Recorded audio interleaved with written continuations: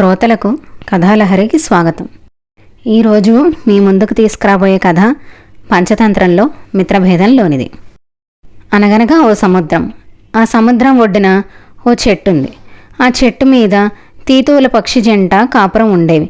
చల్లని గాలి, చక్కటి ప్రదేశం, హాయిగా రోజులు గడిచిపోతున్నాయి. కొంతకాలానికి ఆడతీతువు గర్భం ధరించింది.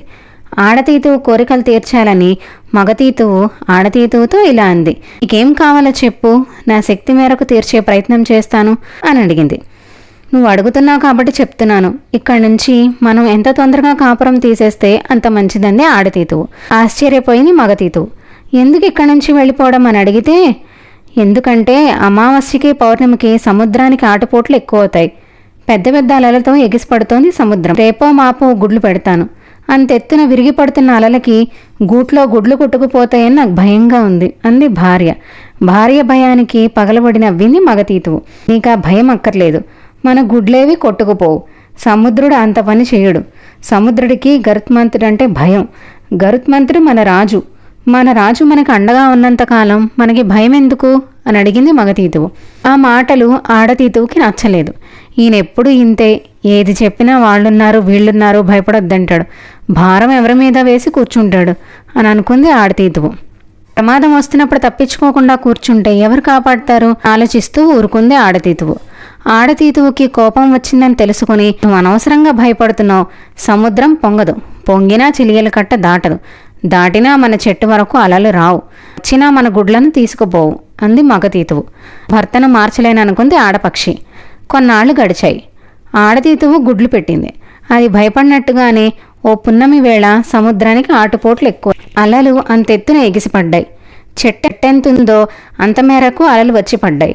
కొమ్మల్లో ఉన్న తీతువు గుడ్లు కొట్టుకుపోయాయి. అనుకున్నట్టుగానే అంతా జరగడంతో ఆడతీతువు దుఃఖాన్ని ఆపుకోలేకపోయింది. గగ్గోలుగా ఏడ్చింది. మగతీతువుతో మొత్తుకుంది. ముందుగానే నీకు చెప్పాను, వినలేదు. చూడిప్పుడేం జరిగిందో, గుడ్లన్నీ కొట్టుకుపోయాయి అని బోరుని ఏడ్చింది ఆడతీతువు. ఓదార్చసాగింది మగతీతువు. కానీ ఆడతీతువు దగ్గరికి రాలేదు. మగతీతువుకి దూరంగా జరిగి మరింత ఏడవసాగింది. గరుత్మంతుడు ఉన్నాడన్న ధైర్యంతో సముద్రాన్ని తక్కువ అంచనా వేసింది మగతీతువు. వేసినందుకు ఎంత పని జరిగిపోయింది. గుడ్లను కొట్టుకుపోయింది. సముద్రుడి పొగరు వంచి తీరాలి అని అనుకుంది మగతీతువు. దగ్గరలో ఉన్న మిగిలిన పక్షులన్నింటినీ చూసింది. సభ తీర్చింది. జరిగిన దారుణమంతా చెప్పింది. పట్టించుకోకపోతే, తగిన శిక్ష వేయకపోతే సముద్రుడింతే చెలరేగిపోతాడు. వాళ్ళ గుడ్లను పట్టుకుపోయాడు. రేపు మిమ్మల్ని నన్ను కూడా పట్టుకుపోతాడు. ఈ అన్యాయాన్ని మనం ఎదిరించి తీరాలి. మన రాజు గరుత్మంతుడికి ఈ సంగతి తెలియజేయాలి. అతని కోపం వస్తే ఈ సముద్రాన్నంతా ఒక్క గుక్కలా పీల్చేస్తాడు. అందరినీ రెచ్చగొట్టింది మగతీతువు. అవును, పీల్చేస్తాడు అని అందరూ ఆ తీతువుకి వంత పాడారు.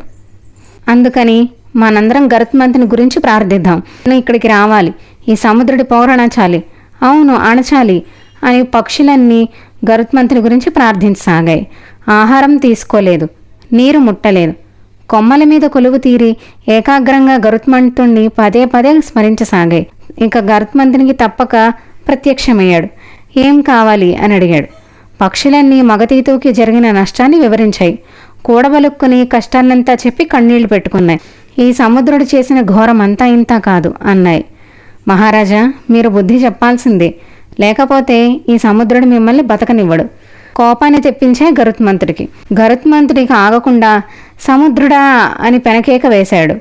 పెద్ద పెద్ద రెక్కల్ని సముద్రం మీద చాచి ఆకాశానికి కనిపించకుండా చేశాడు సముద్రుణ్ణి.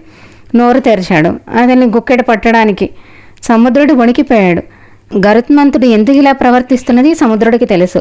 అయితే ఇంతకు తెగిస్తాడనుకోలేదు. ఇప్పుడు ఇంకా ఆలస్యం చేస్తే తన ఉనికికే ప్రమాదం. అందుకని తీతువు గుడ్లను చేతిలో ఉంచుకుని ప్రత్యక్షమయ్యాడు సముద్రుడు. ఇవిగో గుడ్లు, తీసుకొని అందించాడు. ఇవ్వాల్సింది నాకు కాదు, అక్కడ అని మగతీతువుని చూపించాడు గరుత్మంతుడు. గుడ్లను మగతీతువుకు అందించాడు సముద్రుడు. గుడ్లను అందుకున్న మగతీతువు వాటిని భార్య ఆడతీతువు చేతిలో ఉంచింది. గుడ్లను చూసుకుని ఆనందిస్తున్న ఆడతీతువును చూసి గట్టిగా నిట్టూర్చింది. ఈసారికి నిన్ను వదిలేస్తున్నాను. మళ్ళీ ఇలాంటి పనులు చేసి మా జాతికి నష్టం కలిగించావో నువ్వు ఇక్కడ ఉండవు సముద్రాన్ని హెచ్చరించాడు గరుత్మంతుడు. తప్పైపోయింది, క్షమించండి అని సముద్రుడు తలదించుకున్నాడు. విజయాన్ని వరించినట్టుగా పక్షులని పొంగిపోయాయి. గరుత్మంతుడిని కీర్తిస్తూ ఒక్క పెట్టిన కూసాయేవి. రెక్కలతో వాటిని దీవిస్తూ గరుత్మంతుడు మాయమైపోయాడు అక్కడి నుంచి. ఈ కథలో మగతీతు తన భార్య చెప్పిన మాటను పెడచెవిన పెట్టాడు. తీరా వారి గుడ్లను పోగొట్టుకున్నాక అప్పుడు గరుత్మంతుడిని శరణు వేడాడు. మన కోసం ఎవరో ఏదో చేస్తారని అనుకునే కంటే ఆ ప్రయత్నం మనమే చేసినట్టయితే ఏదైనా సమస్య వచ్చినప్పుడు దాని నుండి తేలిగ్గా బయటపడవచ్చు. ఈరోజుకి కథతో ముగిద్దామండి. తిరిగి ఇంకొక కథతో కలుద్దాం.